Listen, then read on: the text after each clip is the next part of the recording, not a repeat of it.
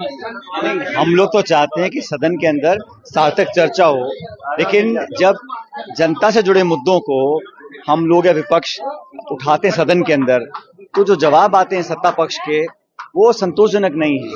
आज पूरे प्रदेश में त्राही त्राही है बिजली पानी की, और उसका संतोषजनक जवाब कोई मंत्री दे नहीं रहा। मुझे लगता है कि माननीय स्पीकर महोदय भी इस बात से संतुष्ट होंगे कि जिस प्रकार के सवाल होते हैं और जिस गहन अध्ययन के बाद सोच समझ के जो जवाब देने चाहिए वो सदन में आते नहीं हैं। चर्चा भी होती है तो जब आपने भाषण सुने हैं वो लिपापोती हो रही है। और जब डिमांड फॉर ग्रांट्स पर चर्चा हुई थी, सब लोगों ने अपनी बात रखी, मुख्यमंत्री ने लंबा भाषण दिया, लेकिन जो प्रदेश में 8 महीने में माहौल बन गया है वहां पर हम देख रहे हैं। अभी भी मैं देख रहा था कि जहां तक नौकरियों की बात है, सरकार ने बोला कि 4 लाख नौकरी देने के लिए हम संकल्पित हैं। अब संकल्प लेने से कुछ नहीं होगा, आपको तो नोटिफिकेशन जारी करना पड़ेगा और बच्चों को, लोगों को नौकरी देनी पड़ेंगी। तो पुरानी सरकार की जो नौकरियां थी उनको अपना बता के कर रहे हैं। खैर, मैं चाहता हूं कि प्रदेश में जो लॉ एंड ऑर्डर है, जो बिजली पानी है, जो उम्मीद लोगों की थी इस सरकार से, उसको पूरा करना चाहिए। हम एक सकारात्मक विपक्ष का रोल निभा रहे हैं और अपनी बात मजबूती से रख रहे हैं, और हमारा काम भी है।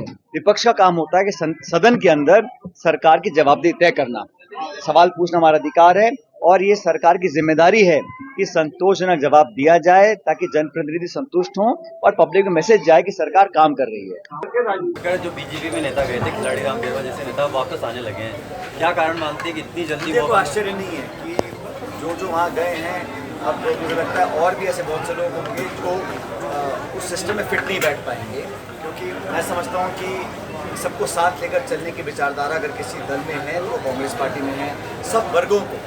और जैसा राहुल गांधी सदन में बोल रहे हैं कि सब समाज, सब धर्म, सब जाति बिरादरी और सब पृष्ठभूमि के लोग अगर आगे आएंगे, उनकी गिनती होगी, हमें वास्तविकता पता पड़ेगी। और कांग्रेस पार्टी ने भी एक कमिटमेंट किया है। सबसे बड़ा कमिटमेंट तो ये था कि हम सेंसस कराएंगे, दूसरा कि किसानों को MSP के लिए हम कानून बनाएंगे। दोनों बातों को केंद्र की सरकार ने नकार दिया है और इसका उनको खामियाजा उठाना पड़ेगा। तो पब्लिक की डिमांड है कि किसान को आप MSP पे एक कानून बना के उनको सुनिश्चित करें ताकि उचित मूल्य उनको मिले। और मुझे बड़ा खेद है जिस प्रकार के वक्तव्य कल सदन में दिए गए, विपक्ष के नेताओं के द्वारा राहुल गांधी जी को टारगेट किया गया। जाति, धर्म, समाज की बात करना संसदीय प्रणाली में शोभा नहीं देता, और ये कहीं ना कहीं जो इनको जनादेश नहीं मिला, एक माइनॉरिटी सरकार है, एक मिलीजुली सरकार है, उसका पीड़ा अभी भी है।